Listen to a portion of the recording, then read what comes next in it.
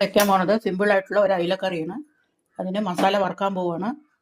Stove കത്തിച്ച് അടുപ്പിൽ ചീനിച്ചട്ടി വെച്ചു. കുറച്ച് എണ്ണ ഒഴിച്ചു. മസാല തയ്യാറാക്കാനുള്ള ചേരുവകൾ: കുറച്ച് ഉലുവ, മല്ലിപ്പൊടി, മുളക് പൊടി, കുറച്ച് തേങ്ങ, കരിവേപ്പില, ഇഞ്ചി, കുറച്ച് സവാള അരിഞ്ഞത്.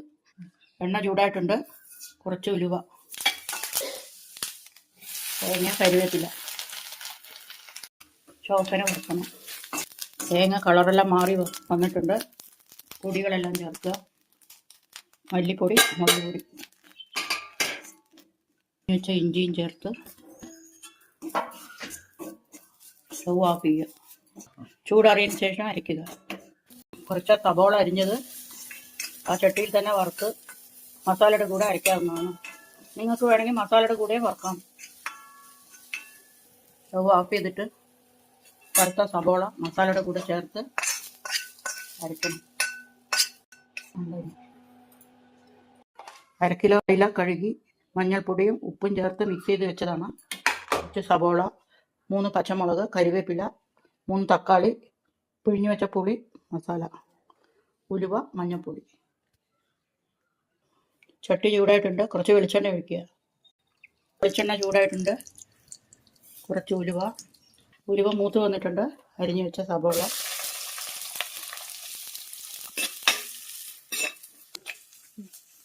മൂത്ത് വന്നിട്ടുണ്ട്. അരിഞ്ഞു വെച്ച തക്കാളി, കരിവേപ്പില, പച്ചമുളക്,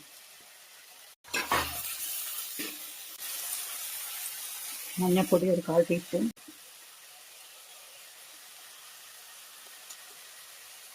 സോഫ്റ്റ് ആവുന്നവരെ വഴറ്റി കൊടുക്കുക. നന്നായിട്ട് വഴന്നു വന്നിട്ടുണ്ട്. ഒരു നാരങ്ങ വലിപ്പത്തിൽ പുളി വെള്ളത്തിലിട്ട് പിഴിഞ്ഞു വെച്ചിട്ടുണ്ട്. അതൊഴിച്ച്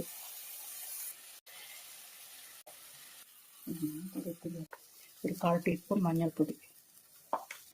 പുളിയെല്ലാം നല്ല തിളച്ച് വന്നിട്ടുണ്ട്. അരച്ച് വെച്ച മസാല ഒഴിക്കുക. കറിക്ക് ആവശ്യത്തിലുള്ള വെള്ളം ചേർത്ത് മസാല നല്ലപോലെ തിളപ്പിക്കണം. മസാല എല്ലാം തിളച്ച് കുറുകിയിട്ടുണ്ട്. കഴുകി വെച്ച മീൻ ഇടാൻ പോവുകയാണ്. ഇട്ടതിന് ശേഷം എല്ലാ വശത്തേക്കും മസാല ആവുന്ന മാതിരി ഒന്ന് കുലുക്കി കൊടുത്ത് അയിലക്കറി റെഡി ആയിട്ടുണ്ട്.